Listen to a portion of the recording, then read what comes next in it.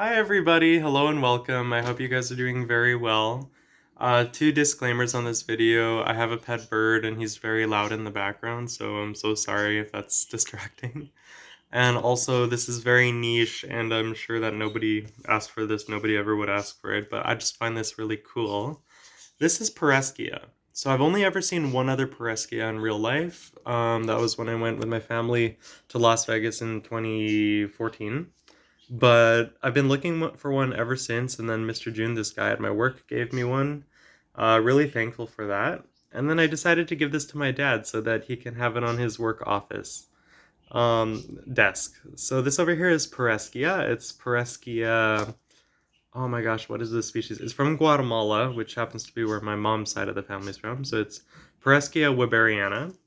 But I think that this is a plant that's we're going to be seeing more of because I think it's going to become more commercially viable as a grafting material for like Schlumberger and Christmas cacti and stuff. The really unique thing about Pereskia, which is a genus of only 4 species that I know of, is this is a cactus that actually produces like significant leaves. Which, if you're familiar with cacti, most of them have modified leaves and nodes called areola, which produce spines. This over here does too. I don't know if you can see there. But it produces significant leaves, and I'm going to show you guys what I mean by that in a moment. So I just got my laptop here, but when this guy over here matures, it actually produces leaves. And like, I don't know, I think that there's such an aesthetic, opportunity for this in mass horticulture. I think that if we can find a way to propagate Pereskia efficiently, this could really take off. So I don't know. They're commonly used for grafting onto other cacti and such that tend to have kind of a weaker root system. So this is used as a rootstock, and then you put like a scion on top.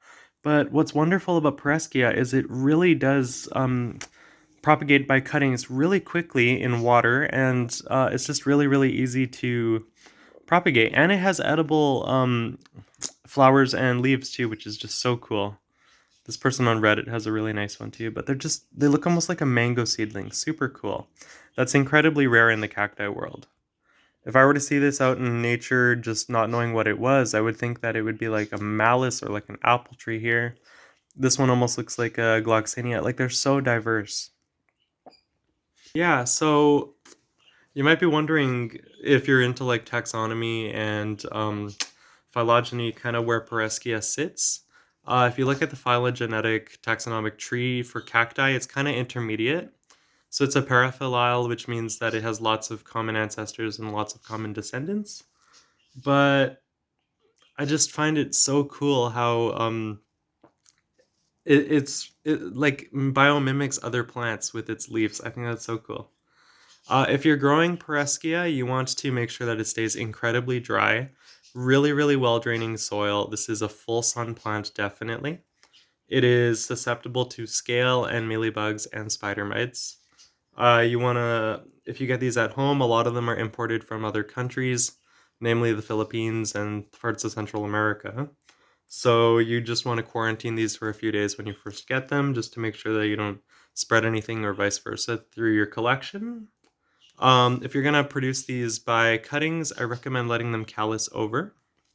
I don't know if you can see there. It's not focusing, but you want to let them callus over for a few days just to avoid evapotranspiration and water loss. I want to say thank you to Mr. June, my coworker, for gifting me this. This is amazing. And I'm going to give this to my dad so that he can have it on his work desk at his office. Um, I told my dad about this because I was thinking it was a euphorbia. He was like, "Can you please give me the ugliest cactus that you can find?" And then I couldn't find anything ugly, so then I found this, and I just thought this was so funky and cool and unique and different. And my dad decided to affectionately name it Fatso because it's so thin. So this is Fatso, and he'll be sitting on my dad's desk. But super, super cool. I have other videos coming. I recently started working full time at this nursery. Well, part time, becoming full time.